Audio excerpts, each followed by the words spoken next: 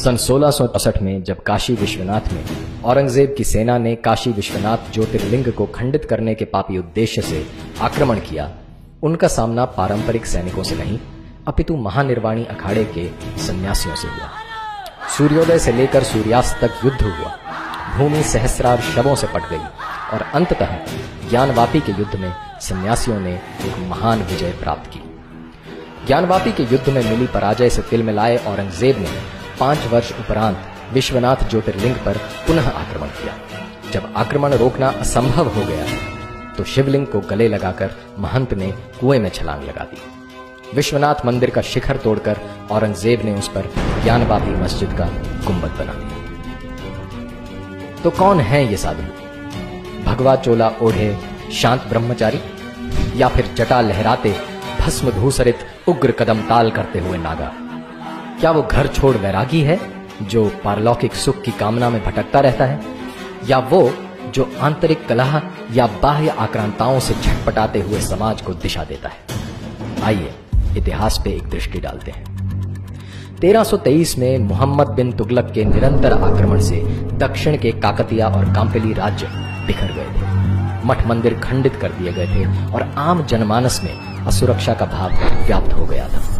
जबरन धर्मांतरण साधारण बात बन गई। काकतिया राज्य के पूर्व मंत्री हरिहर और बुक्का राय को जबरन इस्लाम कबूल करवाकर उसी क्षेत्र के जागीरदार के रूप में नियुक्त किया गया।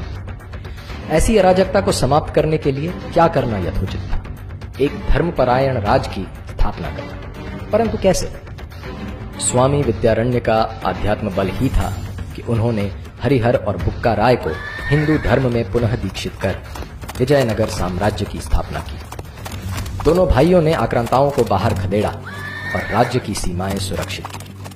स्वामी विद्यारण्य ने सन्यासी होते हुए न केवल नए राज्य को धार्मिक दिशा दी अपितु प्रधानमंत्री का पदभार भी संभाला।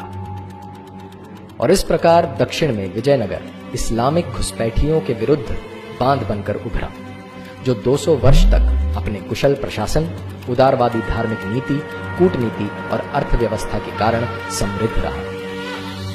मध्यकाल में इस्लामी विस्तार भारत पर कहर बनकर टूटा। 16वीं शताब्दी में अकबर के शासनकाल में मुसलमान सूफी हिंदू सन्यासियों पर अनायास ही हिंसा पे उतारू थे। इसके परिणाम स्वरूप स्वामी मधुसूदन सरस्वती ने सन्यासियों को आत्मरक्षा में शस्त्र उठाने हेतु काशी में प्रतिज्ञाबद्ध किया।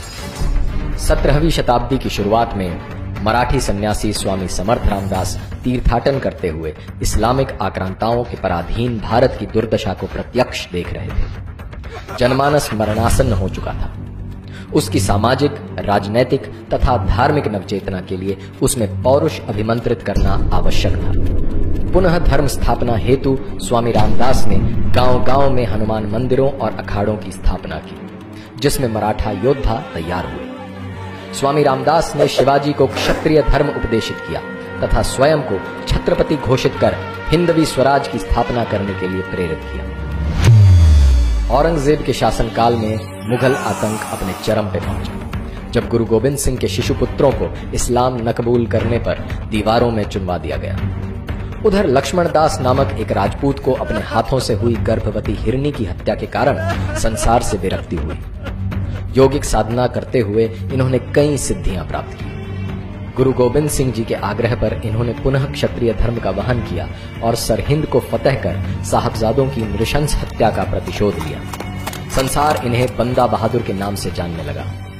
जब इन्हें मुगलों ने छलवश गिरफ्तार किया, तब घृणित कायर फर्रुखसियार ने इनके पुत्र को इनकी आंखों के सामने कटवाया और उसके शरीर से उसका हृदय निकालकर इनके मुंह में भर दिया, और ये परम वेदना सहते हुए बंदा बहादुर वीरगति को प्राप्त हुए।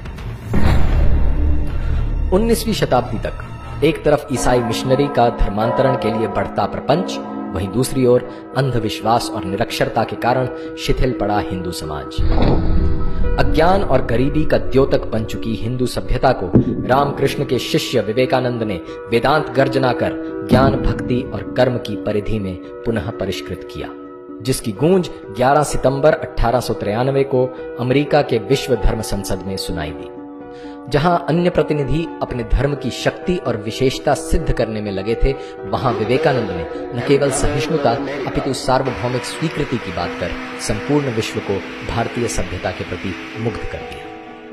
रामकृष्ण मिशन की स्थापना कर इन्होंने ऐसे महात्माओं की पीढ़ी तैयार की जिन्होंने वेदांत दर्शन ही नहीं अपितु दरिद्र नारायण की सेवा करने के लिए संन्यास धारण किया।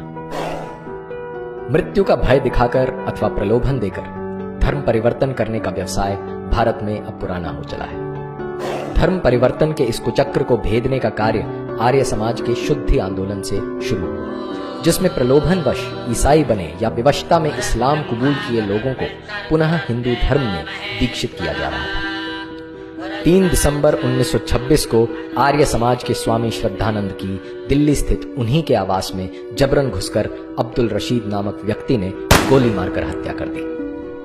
राष्ट्रीय आंदोलन में प्रमुख भूमिका रखने के बाद भी स्वामी श्रद्धानंद को इसलिए मार दिया गया क्योंकि वे उन मलकान राजपूतों को पुनः हिंदू धर्म में प्रविष्ट करना चाहते थे जो मुगल काल में जबरन मुसलमान हो गए थे। स्वतंत्रता के बाद सेक्युलरवाद की आड़ में धर्मांतरण का यह व्यवसाय चलता रहा और विधर्मियों द्वारा सन्यासियों की निर्मम हत्या नहीं रुकी। यूं तो कंधमाल की जनजातियों का ईसाई धर्मांधों से संघर्ष का इतिहास रहा ही है, परंतु 1968 में स्वामी लक्ष्मणानंद के आने के बाद जनजातियों में ये चेतना पुनः जगी।